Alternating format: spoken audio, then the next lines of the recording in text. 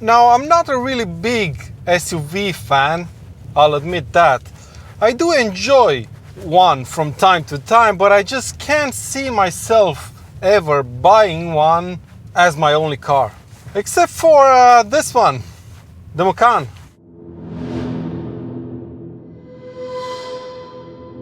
I can never think of this car as an SUV. I mean, just look at it. It sits quite low to the ground. It's not that big or tall for that matter. And if you just look at it from the side, it looks more like a fast estate rather than an SUV crossover type thingy. And this one that I'm driving today is the latest addition to the lineup. And it's the sportiest one you can buy at the moment, and probably the last of its kind, because the next Macan is gonna be electric. This is the 380 horsepower Porsche Macan GTS, and before I tell you just how good this car drives, let me walk you through some of its specs.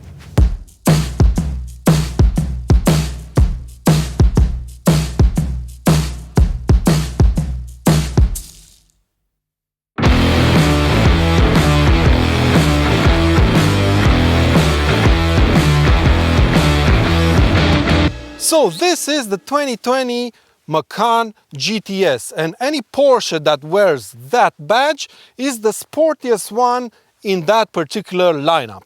Under the bonnet of this one you can find a 2.9 liter twin turbo V6 petrol engine that can produce 380 horsepower, and that power unit is coupled to the fantastic Porsche 7-speed PDK transmission. As standard, the GTS comes with the PASM dampers, which is adaptive suspension in Porsche talk, that lowers the car by 15 millimeters. But on top of that, this car also has the air suspension. Then we have the Sport Chrono Pack, which gets you the driving modes and that switch on the steering wheel where you can change them from, and of course launch control. And finally we have these 21-inch optional Spider design wheels with massive tires. We have 265s in the front and 295 in the back.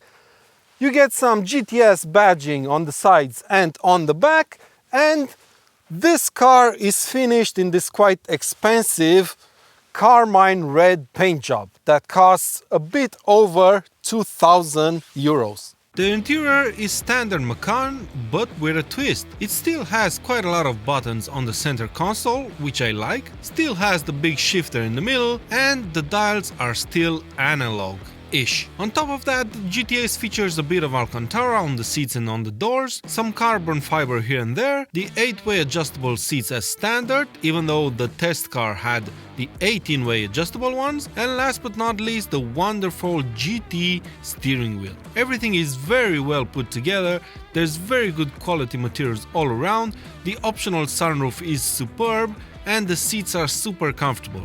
But now, it's time to drive this thing.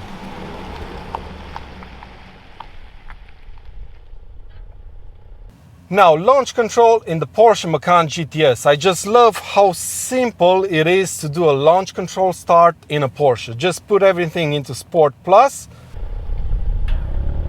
Left foot hard on the brake, floor it with the right one. And off we go!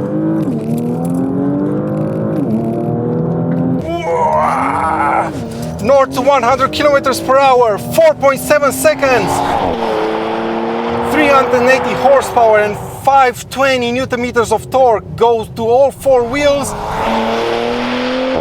And just look at this transmission shift gears.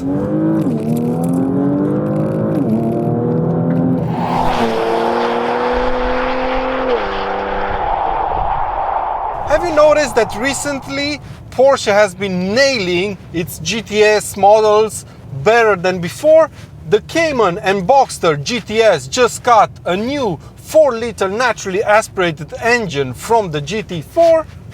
The new Cayenne GTS gets the V8 from the turbo instead of the V6 from the S. And now this one.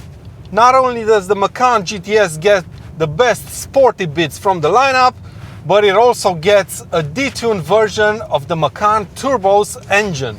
Not only that, but the Turbo and the GTS share this engine with the Audi RS4. And let me tell you, this engine sounds absolutely amazing.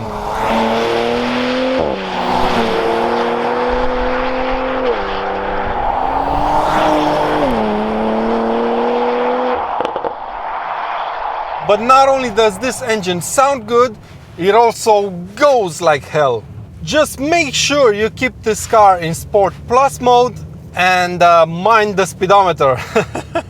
Because even though the feeling of speed doesn't really get translated as well on the inside as in a sports car, the numbers don't lie. 4.7 seconds to 100 km per hour from standstill is very good for a small SUV.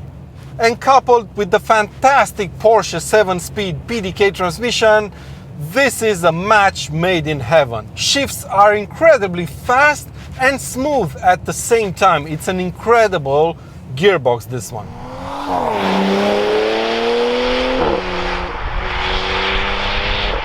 But as great as this engine is, it's not really the party piece of the Macan, but the way this car drives is. Jump behind the wheel of this car, take it around a few corners, and you'll be amazed.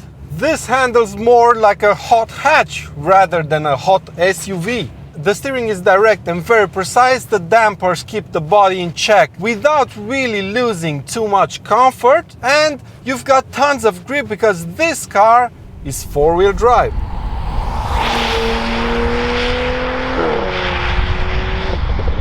And it's quite a clever four-wheel drive system because most of the time 70% or so of the power goes to the rear wheels, and only when you're accelerating and pushing this car hard does the four-wheel drive system send more power to the front wheels.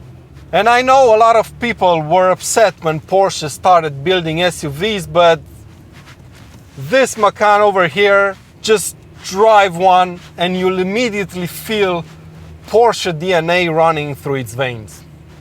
It's seriously impressive.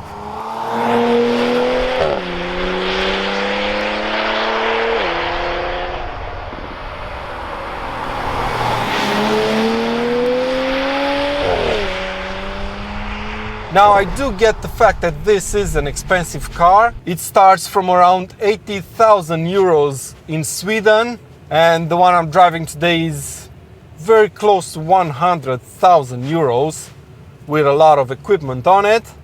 But it's fast, it's practical, it's quite comfortable, and this interior is very high quality. That's been it for today's video, my friends. I really hope you've enjoyed it. Please give it a thumbs up if you have, and make sure you're subscribed for plenty more videos to come.